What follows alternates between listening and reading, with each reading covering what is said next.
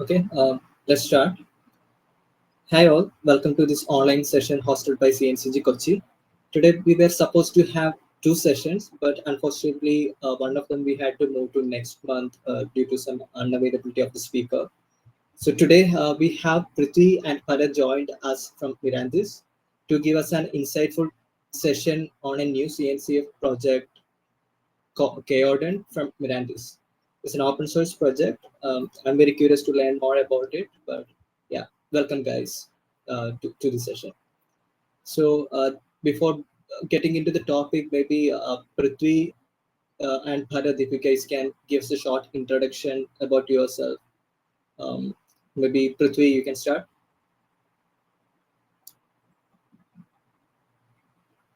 Is my video visible? I'm not sure if my video is visible, but hey all, my name is Prithvi and I am working as a community manager at Mirantis. We'll be talking more about my intro, but yeah, I started 5 years ago at Maya Data. We were doing Litmus Chaos and Chaos Engineering, and it's been a super time with the CNCF community since then. I'm a CNCF ambassador right now, and right now I'm working with the K0s project, which is also a CNCF sandbox project right now. And I hope to again meet with you all. We've even in the Kochi community, I was actively involved in the AWS community side where I did a couple of talks. But yeah, happy to be joining Vishnu's and everyone else who has built the CNCG Kochi community. And yeah, looking forward to the talk. Bharath, you want to go next?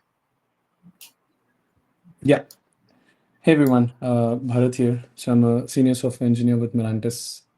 Before this, I've worked at several companies from startup to corporate companies. Red Hat is one company I worked at where I've got very good exposure to the CNCF world, Kubernetes world, and all the sub projects that are usually there.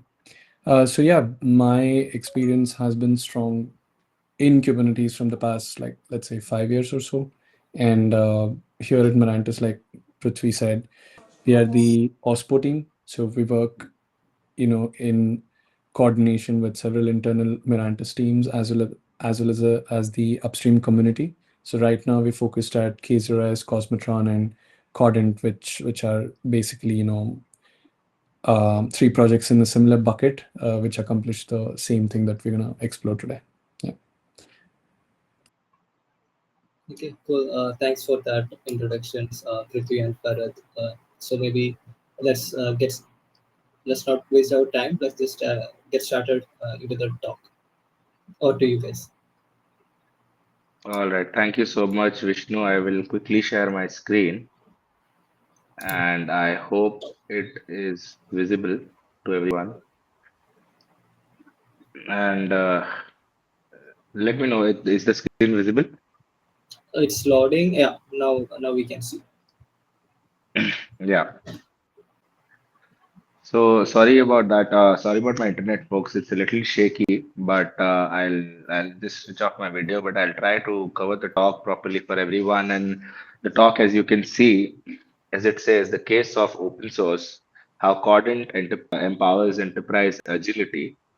The idea obviously is not to talk just about how Kubernetes has developed in enterprises, but it is also about introducing the concept of platform engineering. It's a niche. I was at KubeCon recently, and there was a lot of chatter around it, like Platform Engineering Day, and people were talking about building IDPs. People were seeing it more from the ops side of things. People were not, like there's an understanding of the concept, but then still, many see it as an old practice, which is somehow coming up to the new practice. So we'll talk a lot about how DevOps has developed and how the ops side of things has brought in the platform engineering practice. We'll also talk about managing multi-cluster environments and introduce the latest project, although it's not part of the CNCF project ecosystem yet. But we are hopeful that we are seeing a lot of usage in the CNCF ecosystem, make no mistake, but we are hopeful that uh, Cordant will find its place in the CNCF ecosystem as well. So a little bit about myself as I spoke. My name is Prithvi. I'm a CNCF ambassador working at Mirantis as a community manager and a developer advocate. I started my journey as a community manager for the Litmus Kiosk CNCF project, but right now I dedicated 4 years to chaos engineering, but right now I am completely focused on Kubernetes and platform engineering with the K0s and k0rdent project sponsored by Mirantis. And I'm also equally involved with a few more projects sponsored by Mirantis. That's OpenSDN, Mirantis, OpenStack, and stuff. Bharath, would you quickly like to introduce yourself in a minute? Yeah, sure. Like I said, primarily we're working on K0s, k0rdent, and Cosmotron here. Yeah, all things Kubernetes. So moving today, we'll obviously dive into how k0rdent helps streamlining multi-cluster Kubernetes operations. By the end of this talk, I hope you'll be able to understand a lot more about how you can maybe use your first Kubernetes cluster using k0rdent, and you'll have a foundational understanding about k0rdent as a tool, what the architecture looks like. We'll demo the project, the open source side of things, which Bharath will be driving, and I'll talk more about platform engineering, its challenges, introducing the project, and then obviously wrapping up with the community side of things and how can you be a part of the community and participate and also get a training to k0rdent which we have created. So when cloud computing obviously emerged around 20 years ago, the promise was simple: just consuming infrastructure as a service. The customers expected or consumers expected it to be simple, and but reality was quite different. I mean, fast forward now, cloud hasn't just segregated to multi-cloud, hybrid cloud, public private cloud environments, but there is a battle for controlling maybe vendor stacks. Every cloud vendor in itself is having an internal and external battle. How your data center is going to be, how your APIs are going to be, how your infrastructure is going to be. And this has created a level of complexity that, large organizations and even small users who are maybe using the open source side of things, or who are using, say, then there are so many other cloud providers, and with a lot of shift from virtual machines or monolithic architectures to cloud, there's a struggle to navigate. And that is where Kubernetes, you know, as I spoke about, like how complicated cloud environments or infrastructures are, and there's obviously where Kubernetes came in, and Kubernetes, believe can provide a solution, an open source version of it with open standards, lesser complexity, and how we use our cloud and infrastructure today to run our workloads or basically satisfy our business requirements. And every cloud provider today has a Kubernetes provider in itself, where you talk about GKE or AKS, EKS. Everyone is providing Kubernetes in its simplified form. But Kubernetes in itself has provided so many more challenges. Even after maturing, Kubernetes, I mean, coming with a modern control plane in it, so many more challenges. If I talk about the previous projects or other projects that are built around Kubernetes, they are basically trying to solve the challenges that Kubernetes provides, right? And although a thin layer of Kubernetes will let us use cloud services, infrastructures, but it will also let our workloads and platforms, it'll keep it from locking in. And turning Kubernetes into a platform, who would have thought that when Kubernetes initially came up during the early 2010s, like, can Kubernetes become a complete platform? No, it's just like a contain. I mean, it's easing your running containers, but it's not really a platform, right? And today we are seeing that Kubernetes in itself has turned into a platform which supports your services, your workloads, your applications, your use cases, your business requirements, and is becoming the interface to the cloud, right? As a common control plane. And that is where we are hopeful that platform engineering as a concept which focuses on building internal platforms to streamline software delivery as a process and streamline your developer productivity. I mean, if I talk about software delivery today, it's not just your CI/CD pipelines, but it's beyond that. I mean, back when I was at my previous company, which was building a complete software delivery solution, or today where Mirantis and K0s as an open source tool is trying to ease out that ease out software the software delivery process. I feel that it's beyond CI/CD. You need your feature flags, your cloud cost controls, your engineering insights, your integration tests, your incident managements, your SRE practices, SLO managements. Everything at scale is becoming complex if it has to be managed, one by one. And that is where platform engineering focused on helping manage all these solutions that help streamline software delivery together in one particular platform, focusing on and in which eased it out for the developers. I mean, if you talk about developer tasks today, I mean, developer in itself is writing code, is focused on unit tests, is focused on QA, and that is where where DevOps changed a lot of it for developers. DevOps in itself has challenges. I mean, as I said before, DevOps application developers focused on code, software delivery, and all of it became really slow because it was manual.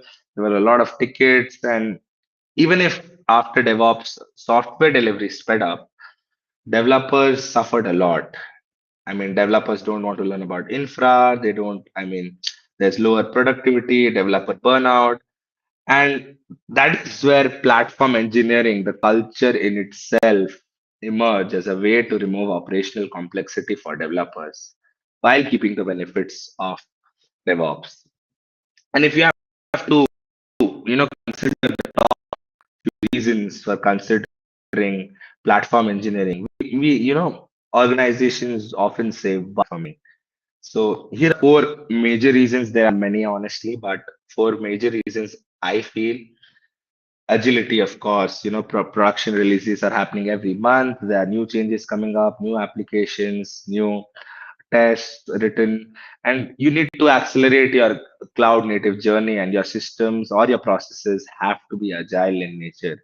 And that is where platform engineering comes into place to make these things simple. Cost, again, as I spoke about, things are manual, repetitive, more tickets, not much is automated. There's a lot of money which is being wasted behind, trying to enhance developer productivity, but in the end, companies and teams are losing a lot of money.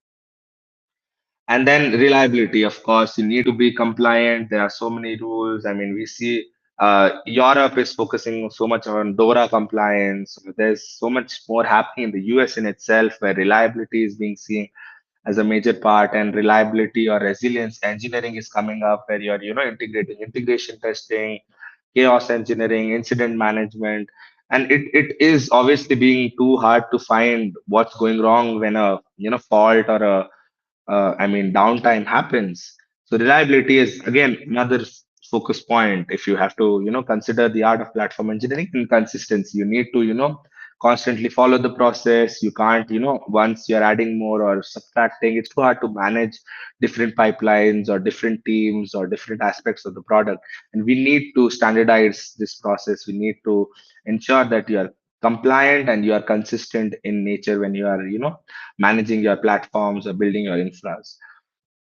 And if if I have to cover it off, why do enterprise need platform engineering as a practice? I mean, talk about developer self-service. You accelerate app development with self-servicing or provisioning of resources.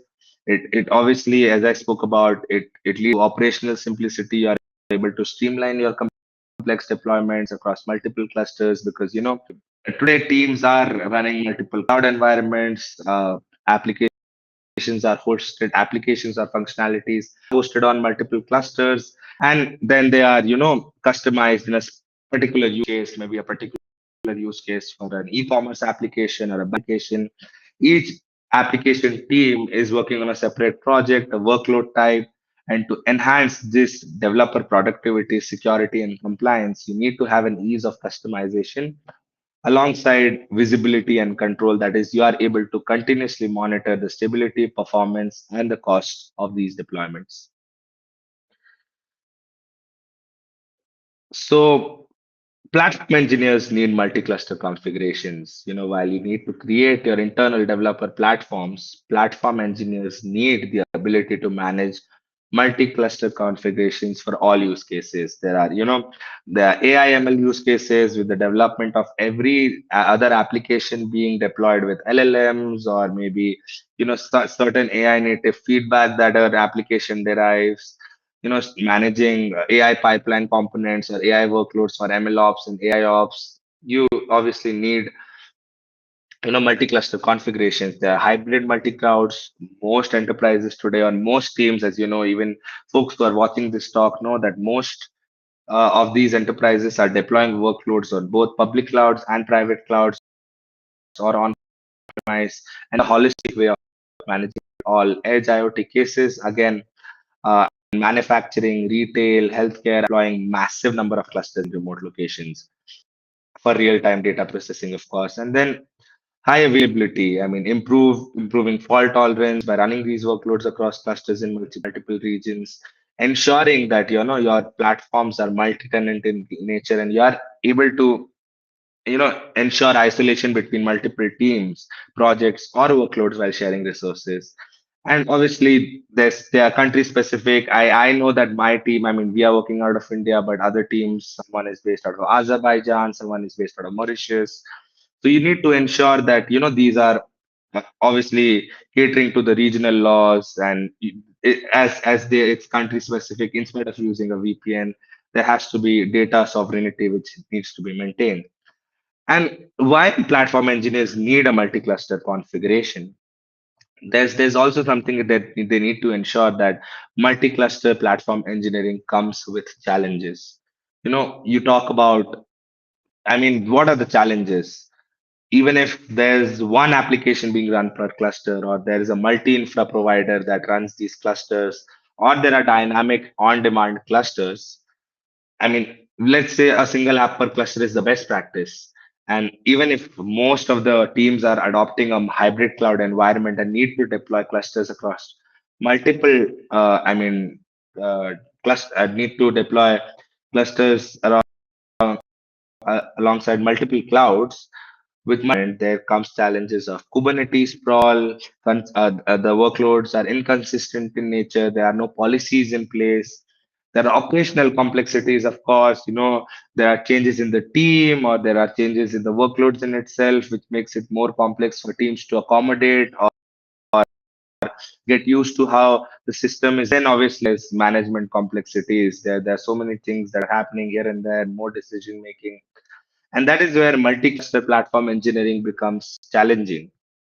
And what are your options? What are the options that you have for easing out your multi-cluster, environments? You can't really ignore this, right? You cannot, I mean, do nothing. It becomes more expensive. Your infra and ops cost increase, and there are more barriers to develop productivity, as I spoke about initially. And prioritizing a DIY solution. Obviously, there is the open source solution. There's, there are other multi-cluster. I mean, there's a CAPI, obviously, cluster API that the most of the community members are using. And I won't say it's complex. Cluster API in itself has benefited Kubernetes and the Kubernetes community in itself, but then I believe that it has also led to operational burden, learning curve, maybe lack of integrations. And that is something that, again, where developers have had to done their own tweaks to make sure that it's easy. And then there are proprietary solutions. Obviously, there's V2IQ, or there's other multi-cluster solutions being provided by these cloud providers in itself, where there are licensing issues, operational issues. But if you talk about something which is CNCF native, cloud native in nature, it has been architected for Kubernetes in itself, made flexible for, the CNCF environment, where you can integrate it with Argo CD or Linkerd as a service mesh, Istio, and then obviously your monitoring environments. The focus becomes more on, curating components, helping them being version controlled, securing them, and obviously supporting them as an open source community in a cloud native way. And that is where would like to introduce k0rdent.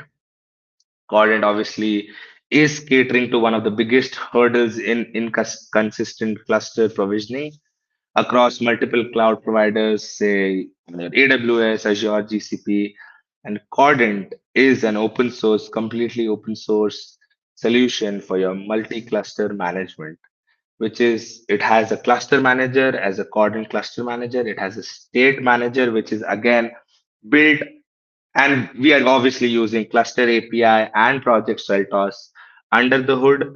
And then there is a monitoring and observability feature with the KOF, which is obviously being built now because this project came up in January. This January, it was GA, and initially it was called Project 2A, and it's 100% open source. And the idea is to ease out distributed container management while simplifying building your internal developer platforms.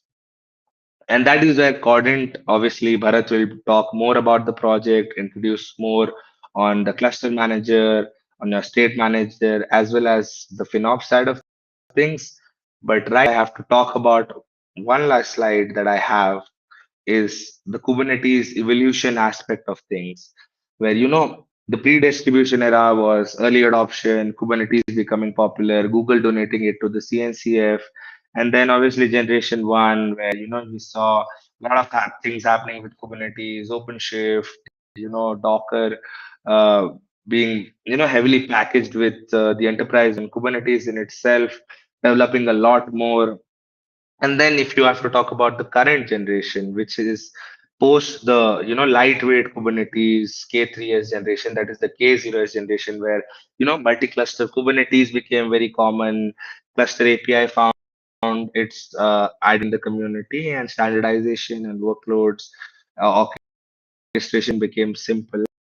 Was the generation I until 2023. But today, k0rdent, you see it's open, API driven.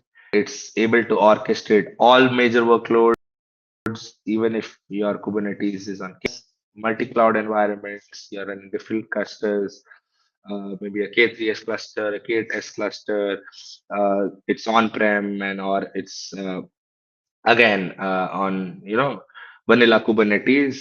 k0rdent is helping you manage them all at scale. And the goal of the k0rdent project, as I said, is to provide platform engineers with the means to deliver IDPs, compose them in a unique way, support diverse range of modern application workloads. So with this, there are some concepts that I would like to talk about. Uh, k0rdent is a super control plane that is able to manage all other Kubernetes control planes at scale.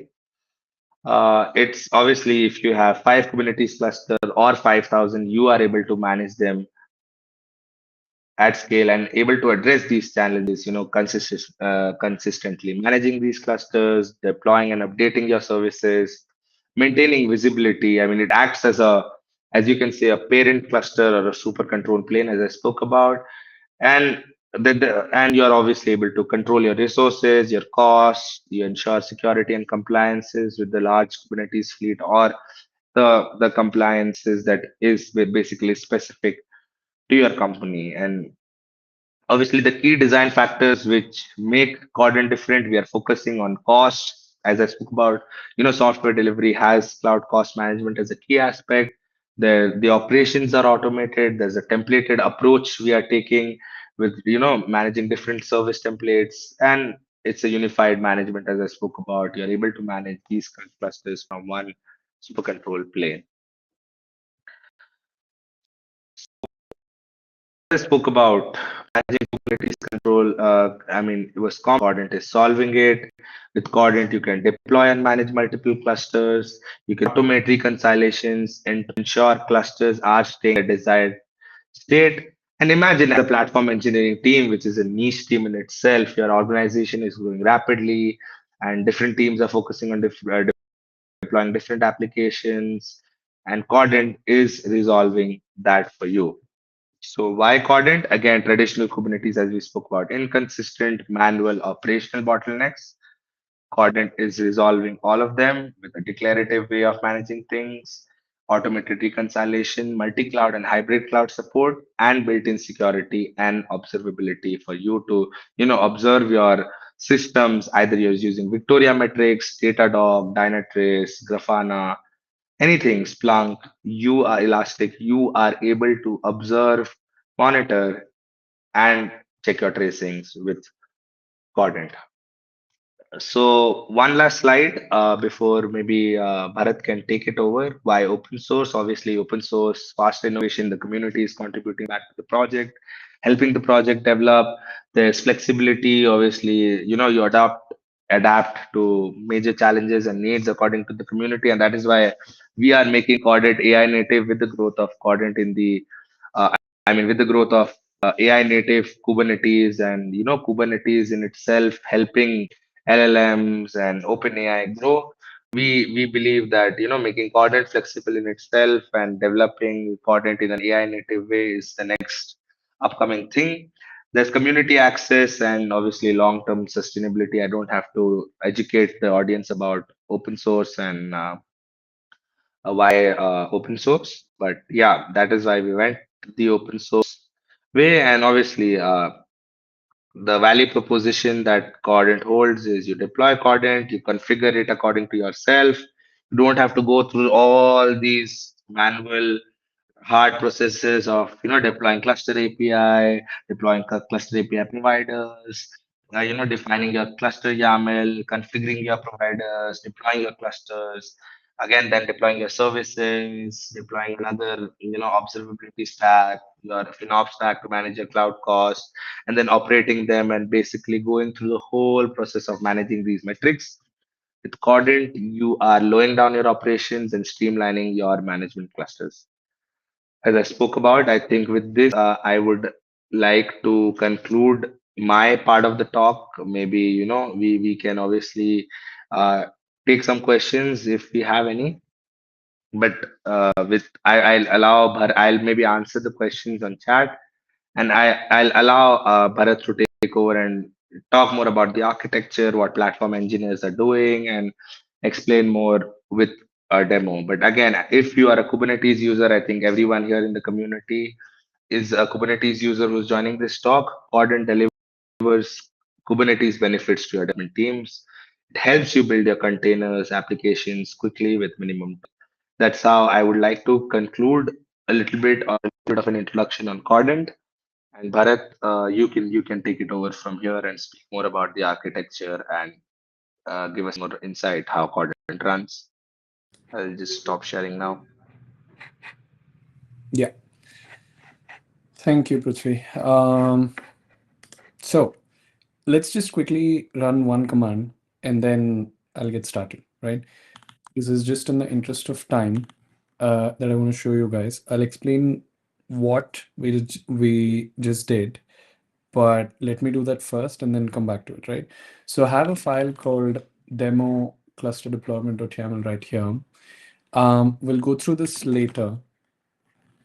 For now, I'll just go ahead and apply this. All right.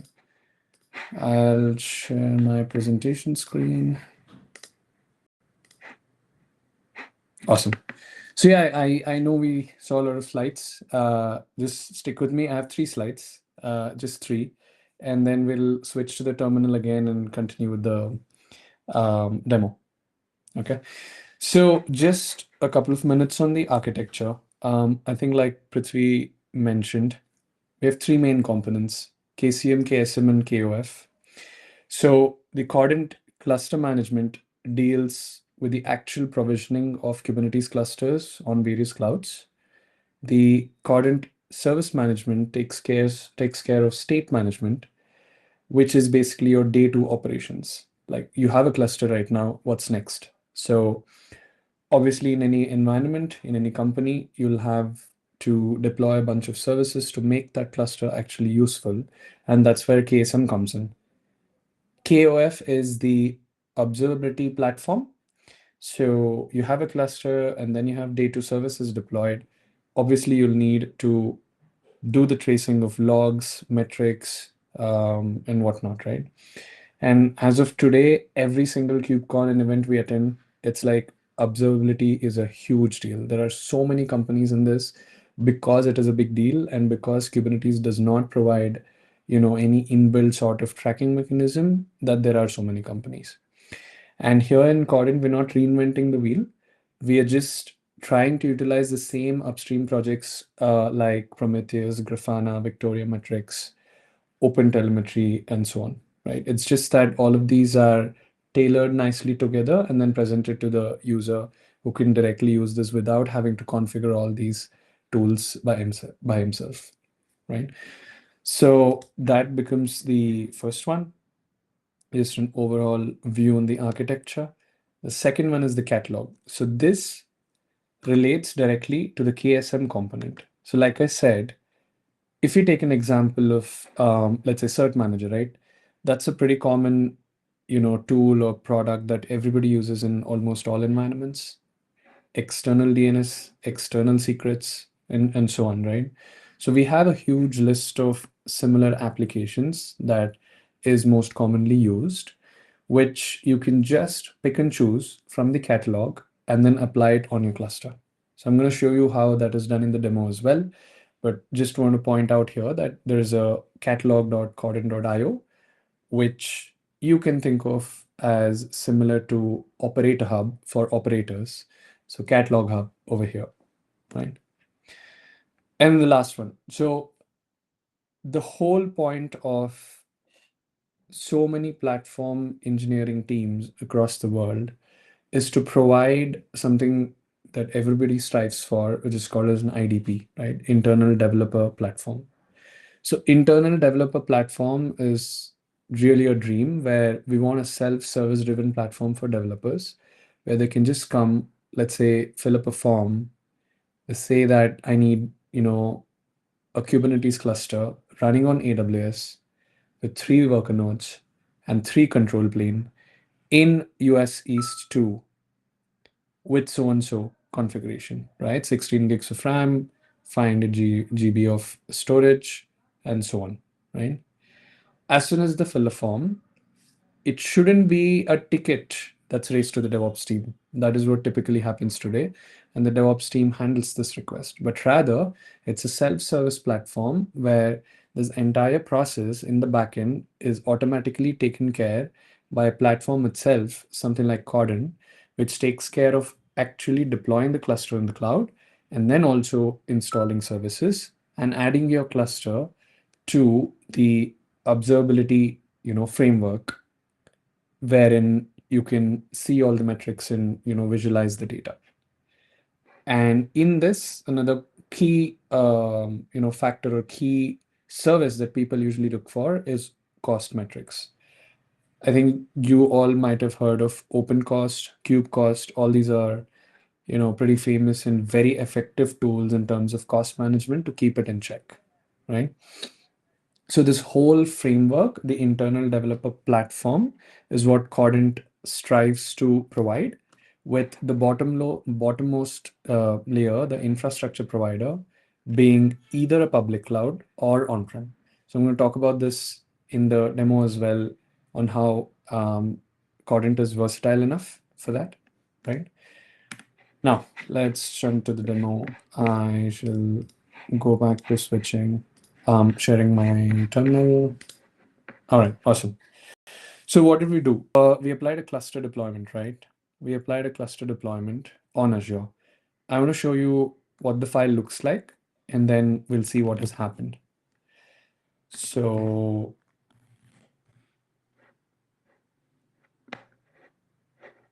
this is all a direct user of k0rdent has to work with. It's a custom resource called as cluster deployment. Just like how a deployment is defined for a normal Kubernetes application, which spawns a pod, we have something called as a cluster deployment, which spawns a cluster. It's composed of nodes like control planes and worker nodes and so on, right? The demo that I'm currently showing will be on Azure Cloud, and that's why you'll see a lot of references for Azure. This template is the key factor here. which showcases or which tells k0rdent as to which template it has to use. So I'll just quickly show you the templates right after this. Of course, you'll need a credential in order for k0rdent to communicate with the Azure. So this is no different than a secret that is wrapped inside a CR called as credential. And then there's your config. That's it. It's that simple. All right. So this config is cloud specific. So you'll have standard configuration like how many control planes you want, how many workers you want, which location do you want it to be, what's your subscription ID for Azure. So in OpenStack, this might not be subscription ID. This might be something else. Like we'll take a look at that as well. Then your SSH public key that I've mentioned, your image that you want to use, the VM size, and so on and so forth. So this is pretty standard. So while this is the KCM part of it, the cluster management, this is the KSM part of it, the service management. So as an example, I've chosen to use the GPU operator as, as I was just playing around how to deploy AI applications and make the cluster AI ready, which is a huge challenge because right now, if you need a cluster that's AI ready and ready for you to deploy AI applications, it's not so easy. Of course, you can pay AWS and Azure and GCP a cloud-dependent provider and then use their services. But I'm not trying to compare it to that. What I'm trying to compare is an open source method of doing things and a self-provisioning method of doing things, right? So here, the power of installation comes like this. You just need to mention whatever services you want to install in your service spec with values.yaml, because this is a standard Helm chart. So it's the upstream Helm chart that I'm using, and I'll just override those with whatever values I need. That's it. So the earlier slide that I showed you, which talked about ingress or external secrets, or the cert manager, those two come in this section itself, right? Now the other two key components. So let me do a cluster templates, and then let me do a service templates. So like I said, cluster templates define the rules and indicate which cloud we're working with and indicate what are the configuration of that particular cloud, right? Right now we support Azure, AWS, OpenStack, and vSphere. I think in the latest release, so this is not the latest release that I'm working with, but in the latest release that was just launched this week, Monday, we have also added GCP support. And since this is completely open source, we're welcoming the community to go ahead and add whatever other providers, is widely used.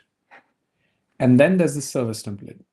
So the GPU operator that I used is right here, along with all the other operators like cert manager, community operator, DEX, external secrets, and so on, right?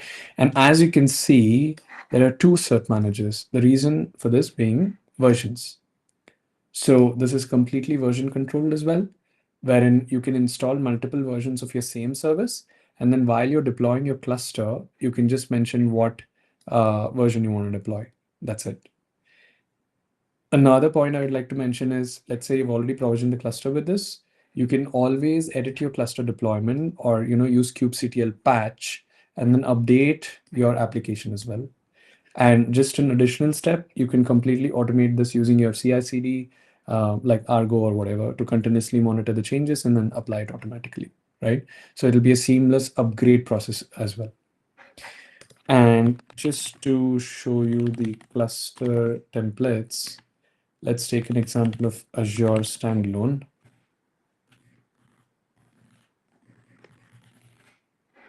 Right? This is a help spec that is pointing to Azure standalone CP that is part of KCM templates, which is k0rdent's repository. Now, what is there inside this, you ask? So this is basically the cluster API upstream components. So earlier in the slides, Prithvi mentioned a lot about cluster API, and how it correlates here is that k0rdent is completely using the upstream CAPI components, right? So what is there inside this chart? Bharath, can you hear me? Yeah. Yeah, that hem spec, we cannot see that part in the screen. No, I'm just trying to show the cluster template itself. Okay. Yeah, I'll come to that bit directly here because it's a packaged Helm chart. I don't have the Helm chart right now, but I'll show the components that are actually deployed using that. Okay. Right. So these are the upstream CAPI components, like I was saying. So that's your cluster, then there's your Azure cluster, then machine, then Azure machine, and so on. Right. So these are like all these components form the context. Now, before I started the demo, I applied this YAML onto the cluster, right? So let's list our cluster deployments and this one right here. So I always like to compare this to something that's really, really going crazy in India. Like everything has to be a 10-minute delivery, right? Things that we don't even need, like they're selling, I don't know, like car mechanical parts in 10 minutes. So this is how I like to see that as well. So cluster delivery in 10 minutes. The other ones are clusters that I already had. I want to show you guys on how easy it is to manage multiple clusters, deploy and view them. One I've deployed on OpenStack to show how private cloud works, and the rest of them are deployed on Azure Stack. The one you see as S is actually the South India region, and this is the Central India region, right?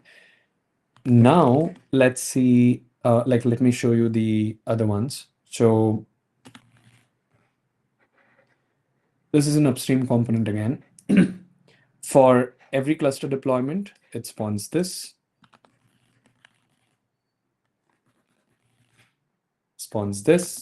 and if you guys have worked with CAPI, you should be aware of the machines, right? So these are the direct ones that correspond to the nodes on your Azure cloud, right?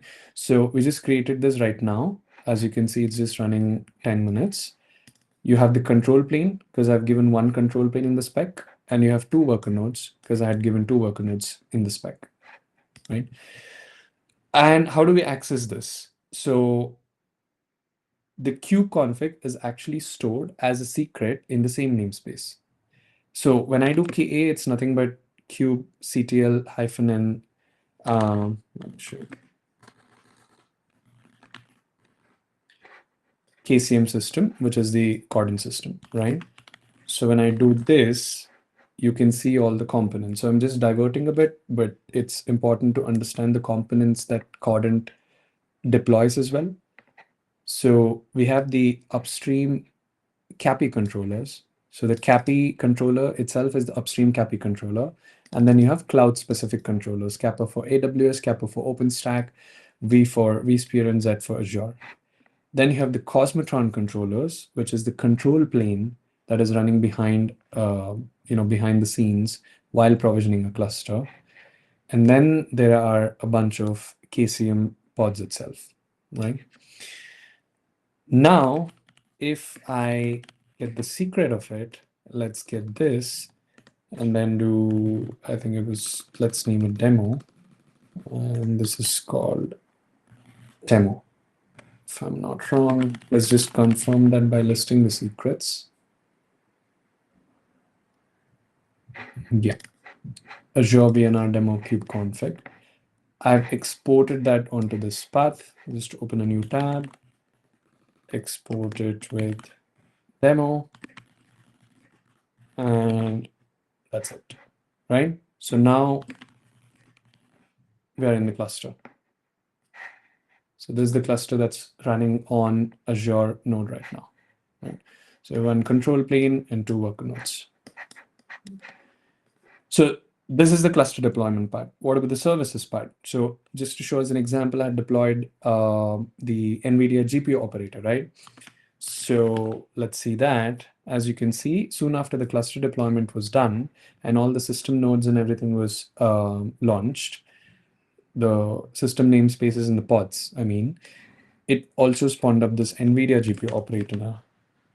And let's see the pods, right? So as you can see, most of them are done. And I think it'll be almost done in a few minutes. Once this is done, your cluster is ready to run AI applications. So again, the part I want you guys to focus is more about the service spec and the service templates feature itself, and less about the AI deployment. I've just taken that as an example, and you can always replace that with any of the other examples that we've taken so far, right? All right. Any questions?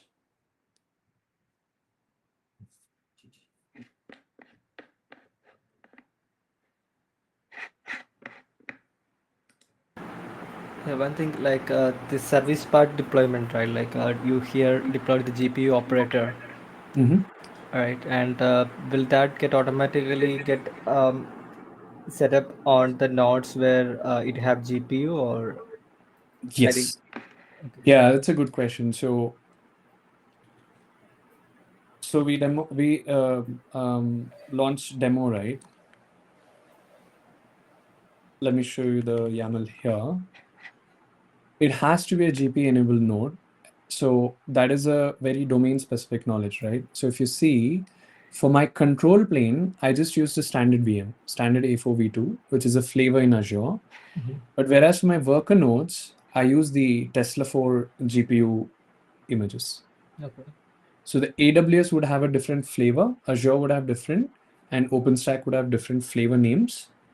And that's why I mentioned that this config part is a cloud specific thing that you have to mention. And yes, so since I've provided a GPU enabled worker node, the NVIDIA operator will check that first and then make it ready for that. So these are all the different components that NVIDIA GPU operator itself operates. Like it's just like domain specific knowledge to make it, like it'll install the CUDA drivers, and then it'll install this device plugin, and then finally it'll install the container toolkit, and then the whole process is completed. Yeah, I think it's done, right? And if I show you this,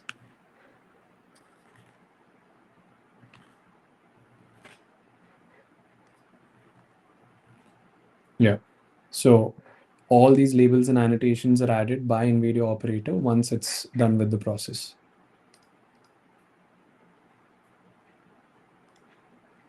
Right. Did that answer your question?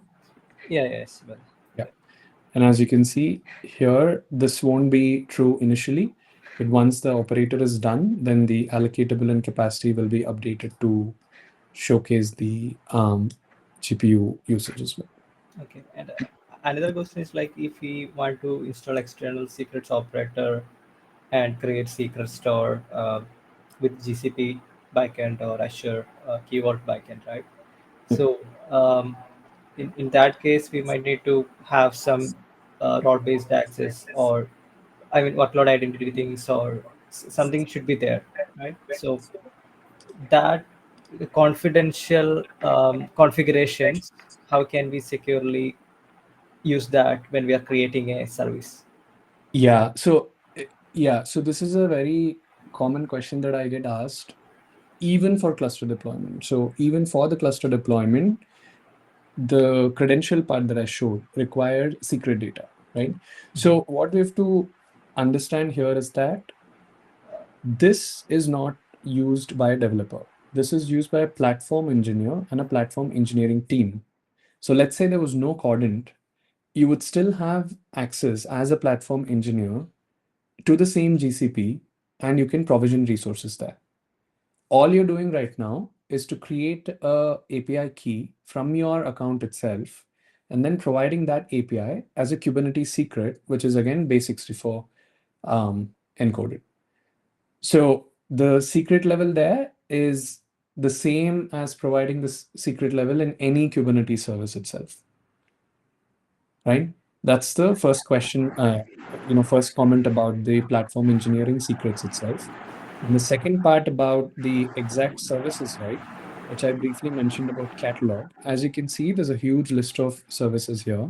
And for example, if you have to configure MongoDB, right, if you were to do it as a normal Helm install itself, like I'm just taking it as an example, it might require you to provide some credentials because it would need to connect to your backend database, and that you'd provide it as a service. So that is no different here. You'll still continue to do the same. Yeah.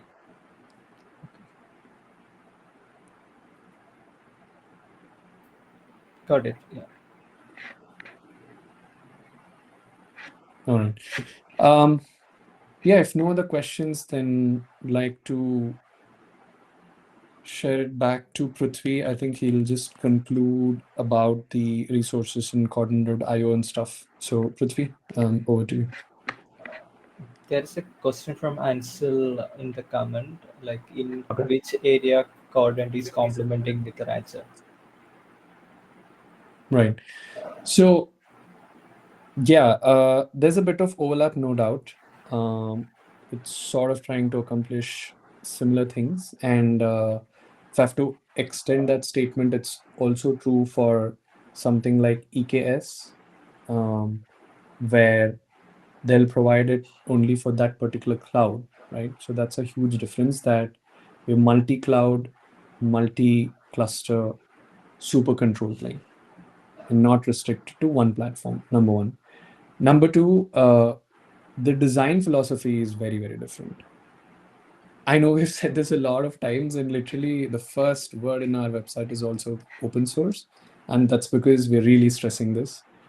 Mirantis already had a go at creating similar, at solving similar problem with MKE when we acquired Docker and we wanted to make it something bigger than what it was in 2019. But the sort of visions changed and the product still exists today, but in a closed source environment with some parts of it open source. But over here, we're driving everything open source, starting from using the technology in order to accomplish this, to the development, to adding providers as well. So if you open CAPI upstream docs, right?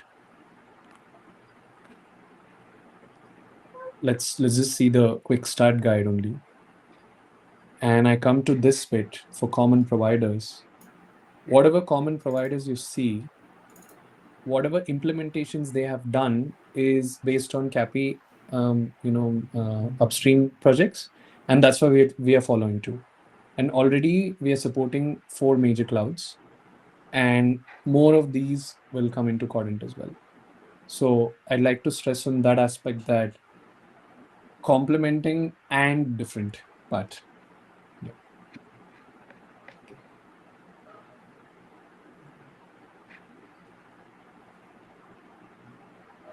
Okay, I also see another question from you, Vishnu, on cough, right? Definitely. We can give you, links and everything in the future. But essentially it's this, because we're talking about a multi-cluster, multi-cloud solution, the way we have architected the solution is that you have observability like a parent cluster on one cluster, like the mothership node, and then you add child clusters to that. Right? So it's like a master slave concept. Okay. And then you as an administrator will have access to all your clusters. Okay. That's the kind of architecture we've developed. Okay, so there will be a central observability platform setup. Correct. The FANA Victoria metrics that you mentioned, right? Yes. So in the market, although there are so many tools, right, specialization for multi-cluster solutions in observability is quite limited. It's still, quite new. And that's what, it's not like we're selling this as a standalone solution or whatever. It's the whole A to Z thing that we're trying to cover. And that's why that architecture where you say the mothership is installed with the main COF components, and then all of them are getting added as child clusters, and then you can manage all of them from a central dashboard. There could also be issues coming, right? Like as we add more clusters, people start deploying more application, it generate more logs, metrics, and everything. So that can choke up the resources that are available in our observability setup. So will that auto scale, or will that also get considered while adding a new cluster? Will that get scaled up automatically? Yeah. No, definitely. So I think there was one key line that I think my CTO also mentions is quite a lot, from 5 clusters to 5,000 clusters. So one of the reasons we say that with confidence is because some of our biggest clients right now, we already handle thousands of clusters for them. Especially, I'm not sure if I can take the name, but one very, hotel booking travel agency kind of platform. just a single customer is using hundreds of clusters, and we are supporting that right now. So scalability is something that we are quite used to. We've been doing that. Let me share this doc. Maybe it will give you a rough idea. Of course, it's still an early stage to comment on hundreds and thousands of clusters, but that's the goal. I mean, And like handling more clusters, that is okay. But since we are packaging everything into one single thing, right, as a platform, we are providing observability, FinOps, everything, right? So that is where FinOps is okay. I don't think there is anything that needs to be scaled, but everything just need to be consolidated and reported, like which are clusters or which are namespaces is utilizing or cost, how much it is coming. But in observability case, mostly there are also things like we will need to provide access to the developers of different team, right? That RBAC controls, and yes, how do we manage the DR for just for the observability part, right? And the scalability also, that aspects, like do we need to do some data operations alone for the observability systems? That's yeah. my question. Right. So, in the interest of time, I think we have 2 minutes, but I want to quickly answer that. So, I was directly involved in this RBAC bit. We integrated with LDAP, Okta, and few other services. So, the way we are seeing it right now with most of our customers, right, and I've seen this in Red Hat also with smaller companies all the way to enterprise companies, it's a very sensitive thing to handle the RBAC thing. So most probably what most customers end up doing is that they have their LDAP or they have their Okta, they already have their existing systems, and whatever new product comes into their system, right, they just want it to integrate nicely into that existing stack. And we provide that in k0rdent as well. So there's a whole user management flow, the whole RBAC flow that's already documented. I'll share that link with you. But yes, it's taken care of in the role management and all that. Yeah.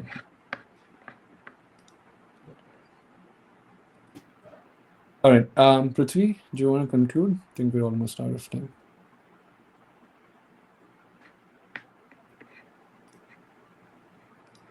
Prithvi, you're on mute if you are speaking. Yes. So I just wanted to invite everyone to join the k0rdent community. I hope that the talk. I'm not sure if screen is sharing. Now you are not. It was loading, but it just cut off.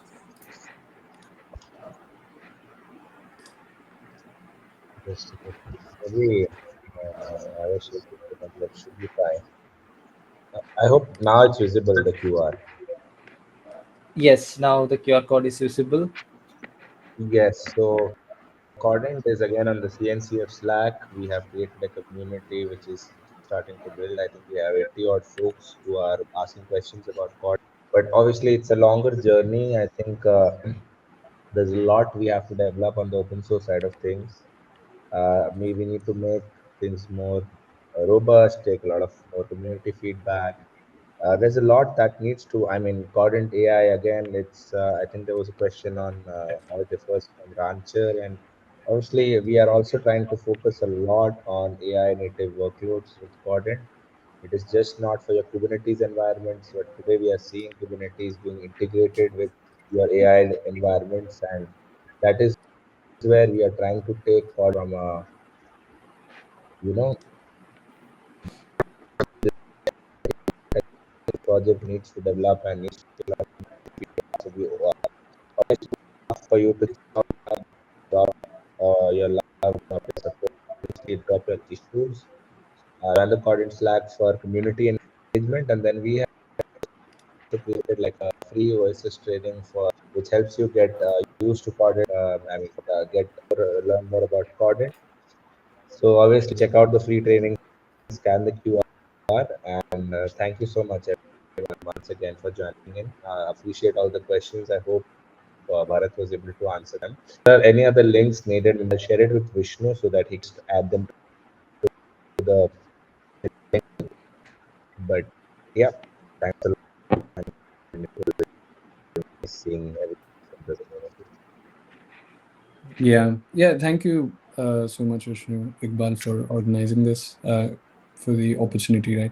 And yeah, just a quick word. I forgot to mention that whatever I was running, right, it was actually a kind cluster on my laptop. All I had was credential access to my Azure cloud, but the management cluster itself can be anything. It can be a actual cluster on the cloud, or can be, kind as well on your laptop. So it's quite easy to try it out. Anyway, most of us get that 30-day credits and all, right, in GCP, Azure, AWS, everywhere. So just spin up kind, install k0rdent, and then you guys can try this out. Yeah. Thanks again. Sure. So thank you guys, Prithvi and Bharath. This project looks very interesting.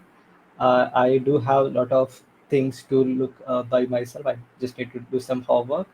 So I'm very curious to understand more about this project. I will do the things by myself. I will try to do, and yeah, I will share my feedback sooner. So yeah, thanks Bharath and Prithvi once again for giving us this demo and session, and thanks for everyone that who have joined us in this call. I know in Kerala it is a festive mood for everyone. Monday is Vishu, and most of them are already on holiday mood. So I really don't expect much people join this session. But anyway, this is recorded and will be uploaded to YouTube so that everyone can rewatch it whenever they want. So once again, thanks Bharat and Prithvi and everyone that who joined. We are foreseeing your support in our future sessions, be it online or offline. Yeah, thanks everyone. Thank you. Thanks all. Thank you so much.